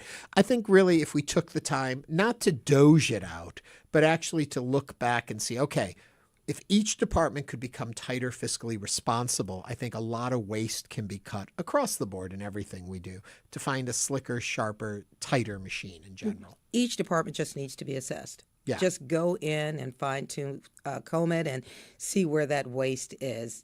Like you said, sometimes we've gotten in the habit of doing things the same old way, but the same old way doesn't always work because it's yielding the same results over and over and over. Let us know what you think about that. 713-440-8870. I want to go to a couple comments we got about the earlier story you read, Doris, about our Texas 18th and other elected officials. Brad writes in, we need younger leaders who are part of a new generation. Props to Al Green and everything he's done for the community, but it's time to pass the torch. But will they bring the newer voters? Because, you're getting these younger candidates, but are they drawing in the younger voters? Right. That's a big question that I have. Well, what I love about Brad's comment is basically what I always fight for. It's like I am a firm believer in elections are the decision of when you should leave office. And term limits, I'm not a huge fan of term limits because I figure if you've got a candidate, if you've got an elected official who's doing the work of the people and accomplishing what you want, to change him just for the sake of a number of years seems off. But the problem is people tend to not replace somebody who's already in office. So in some ways, this is kind of refreshing to say we've had a representative who has done the work of his people and his constituents for a number of years, but now it's time for someone new to come in and carry the torch. That's how the democratic system is supposed to work. You just don't keep someone in office because they're in office. But if they're performing for you, you shouldn't be thrown out of office just because a clock ticks. So why are we in this youth wave, Ernie? What do you think? Well, being the young person on the panel That's here, right. I would have to say, I think that what we said a moment ago, there was so much attention on age when we looked at the presidential election that people are much more aware of it. And you look at Congress and you look at all of these elderly folks. Yes, they may be being effective on some levels. They may be doing the work of the people. But do they reflect who the populace is today? Are they engaged on the new level of the way our culture has evolved and changed, or are they still tied to the old ways? Do they communicate the same way? Do they interact the same way? We got a bunch of phone calls, so I'm going to grab some of those and I'll stop talking. 713-440-8870. Vivian from Northwest, what's on your mind?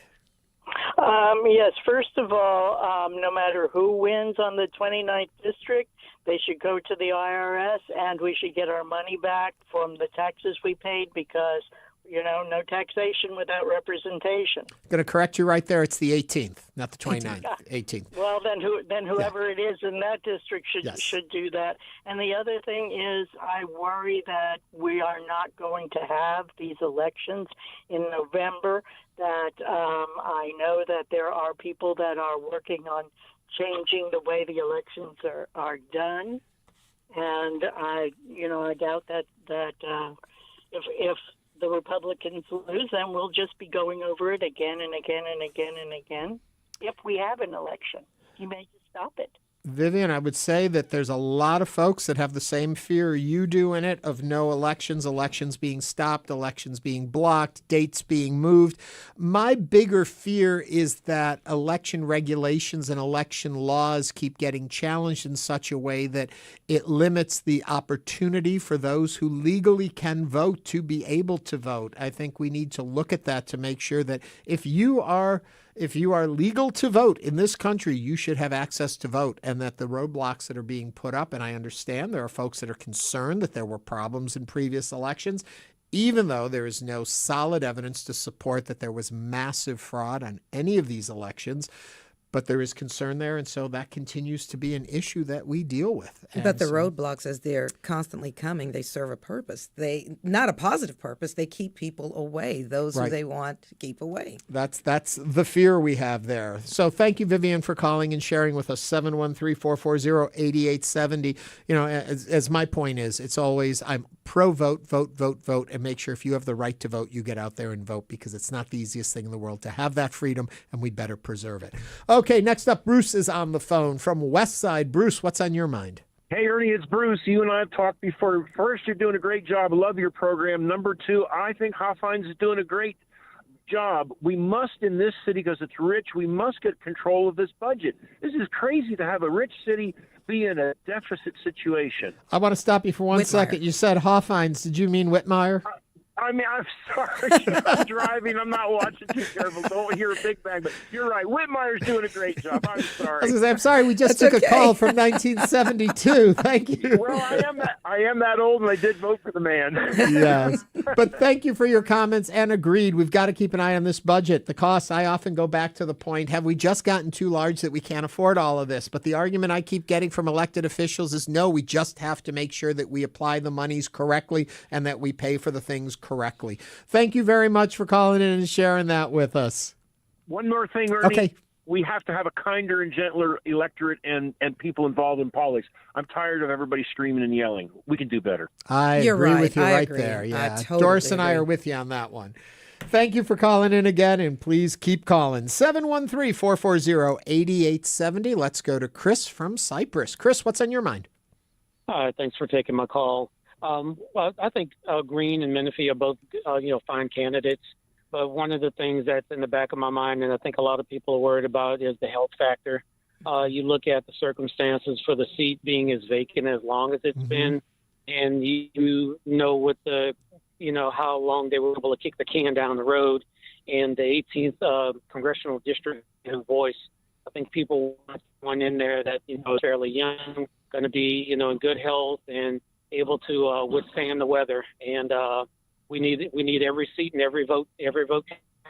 Chris, thank you for that. And he does bring up a good point. I keep looking at the presidential election that happened and the focus on age. But like you brought up, Doris, the age of the candidates we had, the elected officials we had was older. And so that's why we found ourselves in this position that they pass away. And so I think that there is something but on the other hand, we don't want to be ageist, and I'm going to go back to my favorite comment. Cher's turning 80 this year. She don't look like she's going anywhere soon. I'm moving up on the age scale, and I get off the age a little bit. All right, well, what I'm going to do is I'm going to get off this topic a little bit right now. We got a lot more still to come on today's show. Coming up on Hello Houston, we're going to look at religion and Christian nationalism in our government. Coming up right here on News 88.7.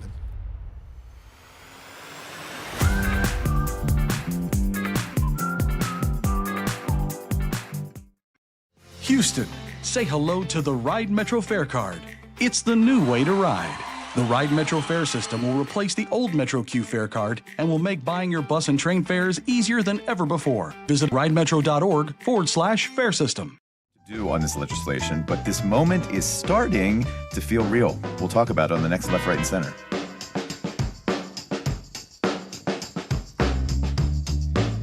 You can hear it Sunday night. It's on at 5 p.m. You know when you're first starting to date someone, there's this moment where you know this is either a total disaster or she's the one. Like for example, that one time I was on the date and she leans across the table and says, "My name's not Debbie, and I'm in the witness relocation program." Join us for stories of falling in love next time on the Moth Radio Hour from PRX. You can hear it tomorrow at noon. Hey, it's Francis Lamb, host of The Splendid Table. This week we have Food and Feelings with Jarrell Guy's new cookbook that helps us take care of ourselves when we need a boost. Also, food writer Bea Wilson sheds light on the emotional lives of kitchen tools. It's coming up on The Splendid Table.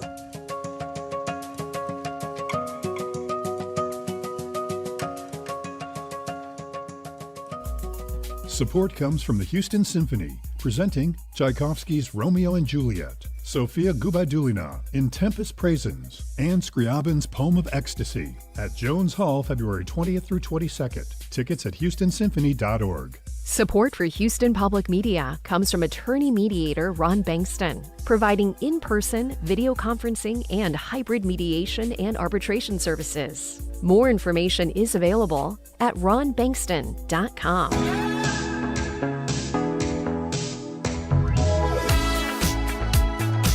And now back to Hello Houston. To comment on today's topics, call or text 713-440-8870 or email us at talk@hellohouston.org. Now here's Ernie Manouse and guest host Doris Childress.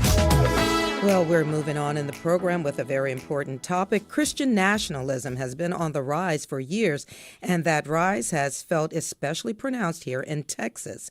Battles over school choice, abortion access, and gender identity have flooded headlines, and Texans have had to reckon with the growing influence of religious conservatism. But how did Christian nationalism become such a powerful political force on the right? To discuss, we welcome Michael Emerson, fellow in religion and public policy at Rice University's Bakers Institute, to Hello Houston. He explores this topic in a four-part audio series between pulpit and policy. And I'm like all over the place with that, but it's between pulpit and policy. And if you would like to join our conversation, call us or text us at 713-440-8870. Welcome to the show. So glad to have you here. Yeah, Doris and Ernie, I'm really delighted, and I have to ask you, what's for dinner? Well, currently nothing, but let's get into this topic because I want to make sure we have a lot of time. Exactly what defines this movement of Christian nationalism? We hear so many people trying to define it. Just give us a clear, concise definition and how it's operating in our current political system. Yeah, I would say the easiest, simplest definition is just this. A Christian nationalist is someone who believes the country was founded as and to be at all times a Christian nation. And so that Christianity then should be the guide for public policy, for lawmaking, and for public life. Okay, then take me a little deeper in that. And when you say that it should be a Christian nation, wasn't, and if I'm mistaken, please help me here, but wasn't the whole initial purpose of the founding of this country was to separate us from a religious and political combination and to separate the two out? So how does this theory, what's the origin of this theory and the belief behind that that is actually what this country was meant for? Yeah, great question. So there's actually a debate. So what you proposed is one of the main camps, that is that the intent of the nation was to separate religion from government, and that the founders were very intent on doing that. The alternative interpretation is that what the founders were trying to do is protect religious people's ability to worship, but also to have influence in public life. And so that's the one. Let me just pause you right there. Where does that come from? Where does that idea come from, what you just said? Yeah, I mean, that comes from scholars, others who are Christian nationalist supporters, arguing that that really was the intent. Right, but I guess I'm stuck right there at that point, because I think you would say, looking at all of the early writings, it was to separate. I don't know where the writings are that support. I can see value systems of founding fathers, maybe based on their religious beliefs at the time, but how that translates into when specific wording was written, such as the separation of church and state, how that gets moved to this idea. And we'll get into the modern stuff. I just need to understand this foundation, because to understand how they believe today, I want to understand how the concept came to take hold. There's such you're really grasping something very, very important. The Constitution and the initial documents of this nation say very little about religion, and that was on purpose, because the initial founders were trying to avoid getting into the muck and the complications of religious diversity itself and what that would mean. So the only thing actually in the Constitution is that there will be no religious test to be an elected official. That's it. Then, of course, we had the First Amendment that says you will have the freedom of religion, right? What you mentioned, and this is where you start seeing the division, is actually from a series of letters from Thomas Jefferson talking about a wall between religion and the state. Those who support Christian nationalism will say that came later. That was just private communication. That was Thomas Jefferson, not himself a practicing Christian, so it isn't official. Economic and political processes, how are they intertwined with this faith movement, and what are the pros and cons of it, looking at it from the outside on either side of the political process? Could you just elaborate a little bit more on the Well, question? when I you could go look many at directions.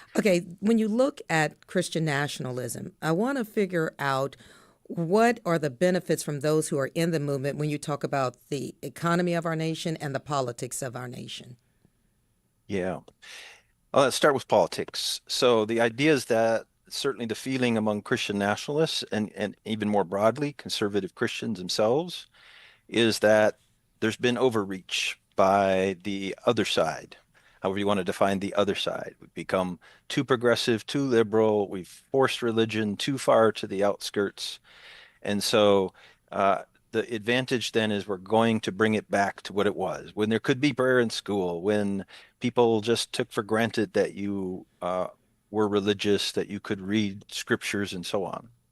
So that's the advantage politically. It's also then to, and this is where it gets it's controversial on all kinds of fronts, but this one certainly is, where you legislate Christian beliefs and make them apply to everybody. So you can think of things like abortion or gender issues and so on. When you're talking about Christian now, oh, go ahead. No, go ahead. You can complete that. Yeah, well, and economically, for a long variety of reasons, Christianity and laissez-faire capitalism have become one and the same. If you're a Christian, a conservative Christian at least, and certainly if you're a Christian nationalist, you're pro-capitalism, anti-government in that sense. So the advantage here is to just let capitalism do its thing.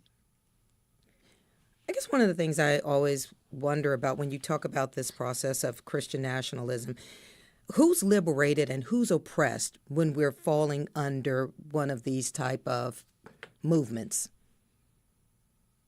Yeah, who's liberated, of course, most directly will be white conservative Christians, evangelical sometimes called, sometimes fundamentalist. Increasingly, we use the term Christian nationalist. Just to be clear, you have Christians, and then within that, you have conservative Christians, and then within that, you have a subgroup of Christian nationalists. They're growing in size. There's certainly a significant presence in Texas. So that group would be the ones. Pretty much everybody else will find some oppressive aspects of it. And this would include most people who aren't white. I don't want to go too far down there because we do find folks of all colors supporting Christian nationalism, but overwhelmingly, Christian nationalists are white Americans. We often talk about voters in blocks and we talk about minority voters. And in this case, I would assume from sheer numbers, Christian nationalists are a minority voting bloc. How have they secured such a strong power hold on the whole structure at this point?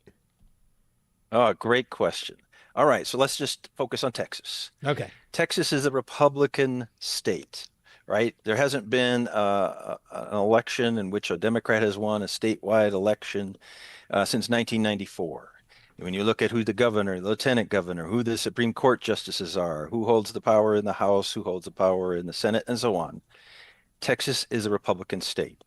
It's also a gerrymandered state. And so what happens is that just a very few of our districts does the general election even matter, because we already know ahead of time it's going to be the Republican or it's going to be the Democrat. So what really happens, and this is where the power comes from for Christian nationalists in Texas and in many other states, is it's in the Republican primaries, because in the Republican primaries, the overwhelming majority of people voting in those primaries are Christian. And of them, the plurality, the slight majority are conservative evangelical Christian, many of whom support Christian nationalism. So they have powerful impact because they're shaping who's going to be the Republican candidate who then will win in the general election. And I have to say, if they're mobilized and they are voting and these are their concerns and they are winning elections, what I'm fascinated by is the ability to mobilize within this group, because as we've established already, it is a minority of voters, but they wield such power. And I think that's because they have the ability to mobilize to get out and vote and to get their agendas where it needs to be. Are there lessons other groups can take from this? Or is there something within the Christian nationalists' makeup that gives them more of a drive because of a deeper belief in these topics and issues that makes this a mission beyond just voting? I love these questions. You're hitting on it, and it's twofold. One is, yes, when they're voting, it isn't just like my economic interests here. This is a transcendent cosmic cause. You're voting for something that's beyond yourself, even beyond this world. So people become very, very committed. And we find that, when you do barometers of people's commitment to such issues, those on the conservative side tend to be more committed because they cosmicize it. The second component is, I heard a Christian nationalist pastor actually say this: the advantage that we have that no one else does is that we gather by the millions on Sunday morning, the Tuesday before the vote. So you talk about mobilization, that's quite an advantage. That is an advantage. How much does the message of fear of the other play into Christian nationalism? I would say the way the young folks say nowadays, 100%. So one of the markers of Christian nationalism is a sense that this country is being overrun by people who don't want this country to be a Christian nation as they define it.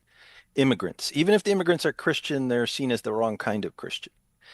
So that's built into this sense of that something is trying to take over this nation and change it. And it is the job of Christian nationalists to defend the honor of the nation as it was intended to be. So let me ask them this way.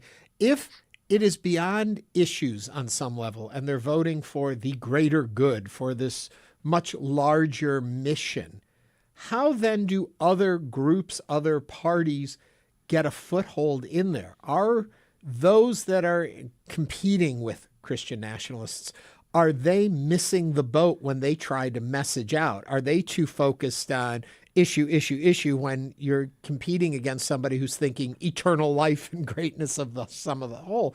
Is there a way to campaign and pull those folks over? There is, yeah. And I've been following very closely and with very much curiosity James Talarico's campaign, because he's being very clear about his Christian faith and saying that you don't have a monopoly on Christianity, this conservative interpretation of it. There are many other Christians. There are many, many of us. And he's trying to present that view. Typically, on the Democratic side, faith isn't talked very much about at all. So people that are looking for faith to be involved will gravitate strongly towards Republicans. So that that would be one way to change. The other is that to realize there's lots of religious people who aren't conservative Christian nationalists, and to try to speak to what concerns them, because they're thinking eternally as well. Mm-hmm. How long do you think the whole movement of Christian nationalism has? You know, we get these big movements here and there, and they have this big boom, and then they fizzle out for a while. How long do you think we'll be in this form or this arena of thought? Great question. You know, we definitely are always on a continuum, and because we're a two-party system, we move back and forth. Once we think there's overreach on one end, it starts moving. So I think the big question here is, of course, what happens in this 2026 election cycle? If it stays Republican, we're going to stay with Christian nationalist power for quite a bit of time here, I think. The real key will be at the national level, of course, what happens with Donald Trump after he is done in 4 years, assuming that's what happens. I was listening to the earlier phone calls, and some people worry about that. But if we do have an election, does it just pass on to another Christian nationalist type Republican or not? This will have an end, of course. It might go on for another 10 to 15 years would be my best guess. You bring up a very interesting point, and we're almost out of time, so I hate to even introduce it, but you mentioned Donald Trump, and there is the fascination of how Christian nationalists, if I am seeing this correctly, have seen him somehow as their stalwart, what's the word, bearer of their message in a life that doesn't seem to fit with what they believe, how he became the de facto leader of this group. It's been a marvel, and people always wonder, how can it be? Because clearly he wouldn't claim to be a conservative Christian, and there would be nothing really in his lifestyle to suggest that. So why? It's because, and this has actually been a transition. When we had looked at earlier presidents, conservative Christians talked a lot about moral character and deciding who to vote for. But that switched in 2016 and has remained switched, where they say it's not so much about the person, it's about the movement. So does that person support the agenda that we are trying to do? And they see Donald Trump as the strongest, most vocal, most successful person at doing that, and not worrying about him as an individual. Well, Michael, this is a fascinating topic. Thank you very much for taking the time to join us. Michael Emerson is a fellow in religion and public policy at Rice University's Baker Institute. Michael, thanks for joining us today. Thank you. Hey, appreciate it. Lots to think about there. Coming up, though, we're going to take a look ahead. Theater Under the Stars just announced its new musical theater season. Stay with us. We'll find out what it all is about. Coming up.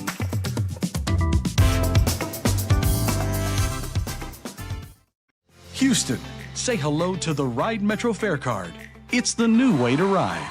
The Ride Metro Fare System will replace the old Metro Q fare card and will make buying your bus and train fares easier than ever before. Visit ridemetro.org/fare system.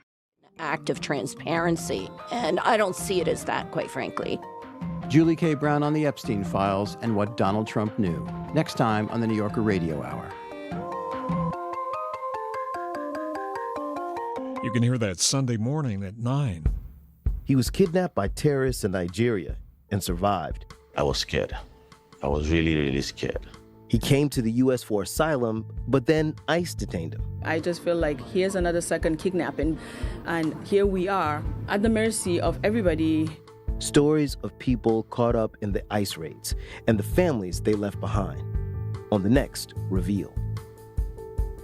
Listen tomorrow afternoon at 2 on News 88.7. Support for Houston Public Media comes from Texas Mutual Insurance Company, a workers' compensation provider committed to handling claims to help injured workers get back to work. More at texasmutual.com/mutual care. Support comes from the Houston Symphony, presenting Tchaikovsky's Romeo and Juliet, Sofia Gubadulina in Tempest Praisins, and Scriabin's Poem of Ecstasy at Jones Hall, February 20th through 22nd. Tickets at houstonsymphony.org. Support for Houston Public Media comes from listeners like you and from CertaPro Painters, offering residential and commercial painting services, from color consultations to full project management. Estimates and more at CertaPro.com. Support comes from San Jacinto College Foundation, presenting Couture for a Cause, an evening of celebrating fashion and philanthropy to benefit the promise at San Jack Scholarship, Friday, April 24th, 6 p.m. Details at sanjac.edu/gala.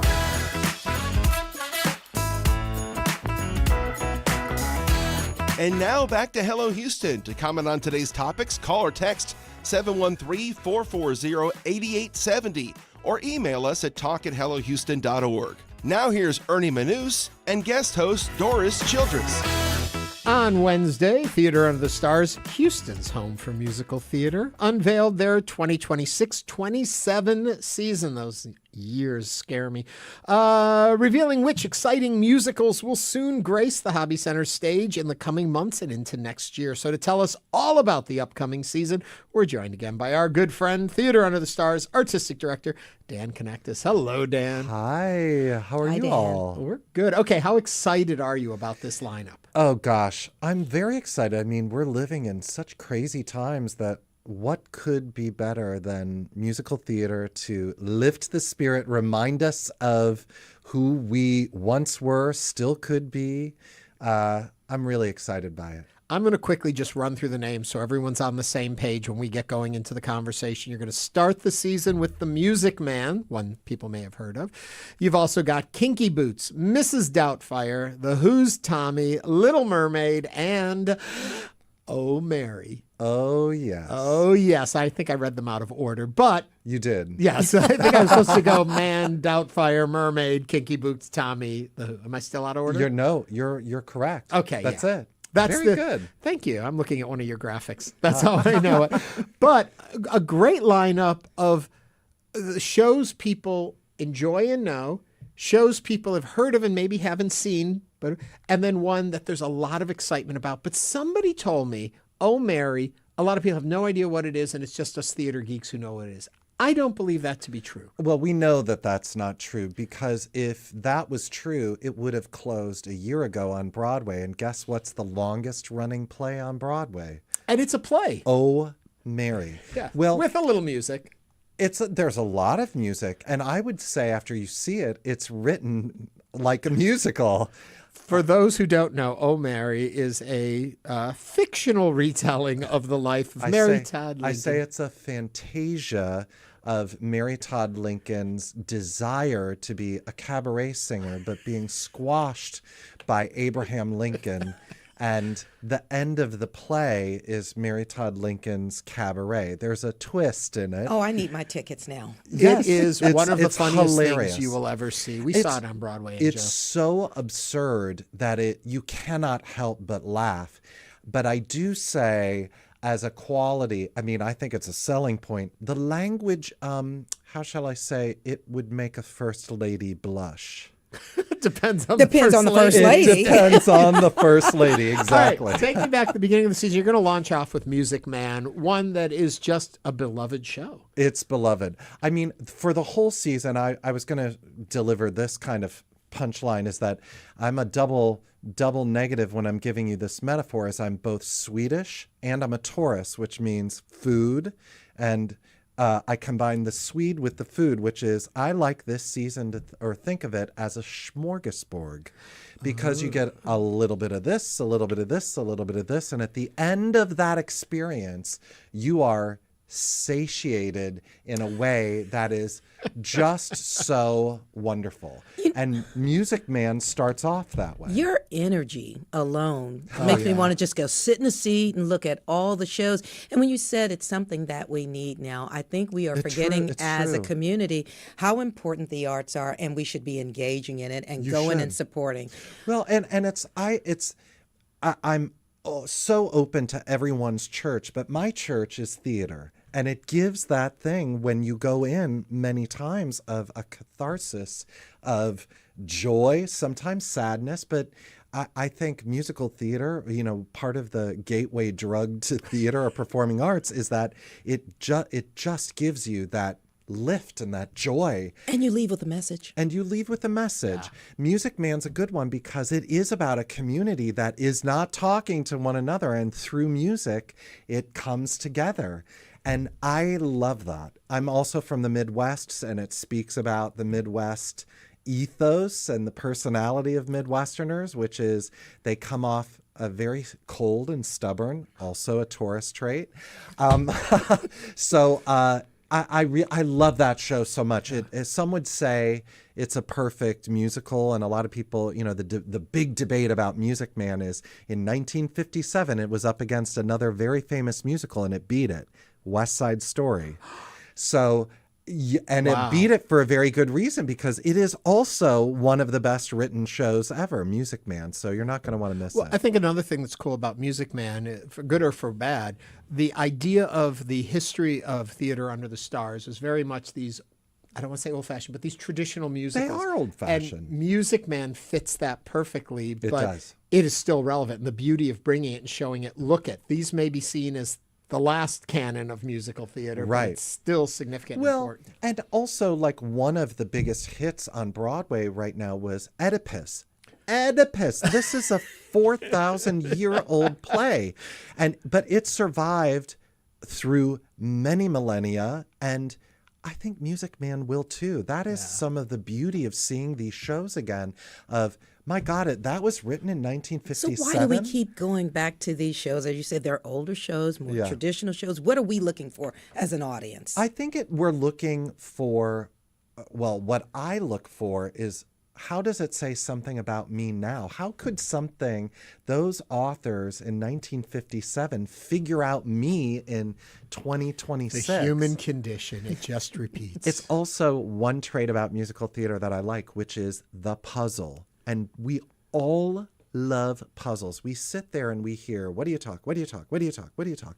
And you're trying to figure out the lyrics before they happen, and they're happening at the same time. And you're getting turned on because, oh my gosh, my brain is turned on, but I'm getting frisson. Do you know what frisson is? No. When you get goose pimples because you're hearing music. It's generally tied to music, and musical theater does that in droves. That's fascinating. Droves. I'm going to jump you ahead just because I don't want to run out of time. Yeah. And then you go to Miss Doubtfire.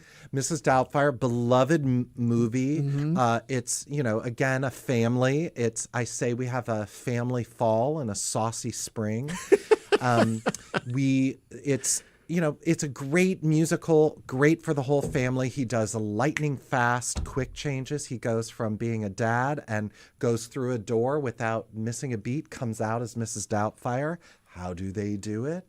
You'll have magic of musical theater. One everyone loves. Little Mermaid's going to be your holiday show. It is. We're bringing it back because we had to shut down in those Omicron days. We shut down half of that run.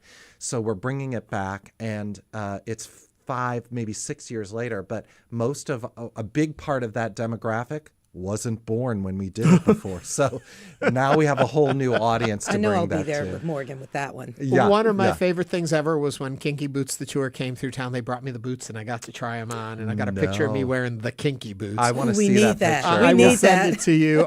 Kinky Boots, obviously, is going to be next. Love. There is so much joy, as we were talking about before, the joy and the release of that joy. Again, a very conservative community thinking they know everything, similar to Music Man, and yet through music, through opening yourself up, that show just delivers. Through the music of who? Cyndi Lauper. Cyndi Lauper wrote Girls Kinky Just Want to Boots. Have Fun. Yes. And then you can't ignore the Who when it comes to Tommy. So you got some good composers from non-theater. We do. And canon. that, talk about oldies. That now I'm of the oldie generation, and that album was one of my all-time faves when I was a kid. Yeah. And then, of course, we wrap up the season with where we started our conversation, Oh Mary. Oh Mary. And this is, it is a departure for Tuts, that show. I'm going to be completely honest, but it's one that I think our audience will go for. Now, generally, it's not for kids, but it is hilarious. And anybody that is, you decide how old you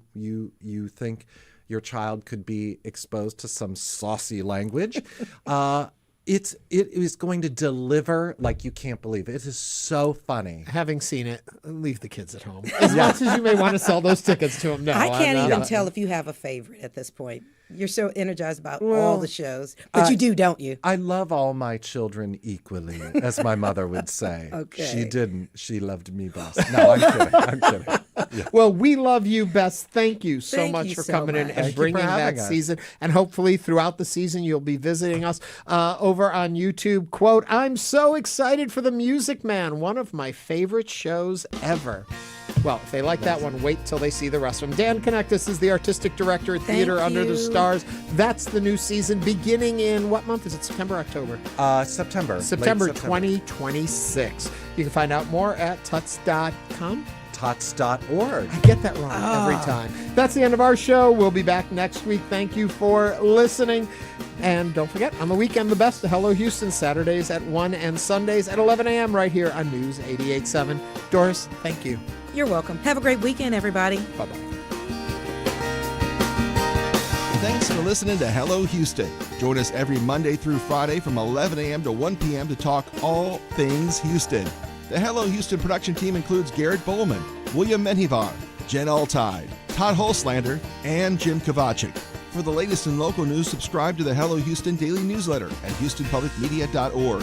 Hello Houston is a production of Houston Public Media. The opinions expressed by the guests of this program are solely their own and do not represent the views of management, staff, or underwriters of Houston Public Media. This is News 88.7. Support for Houston Public Media comes from Metro, introducing the Ride Metro Fare Card.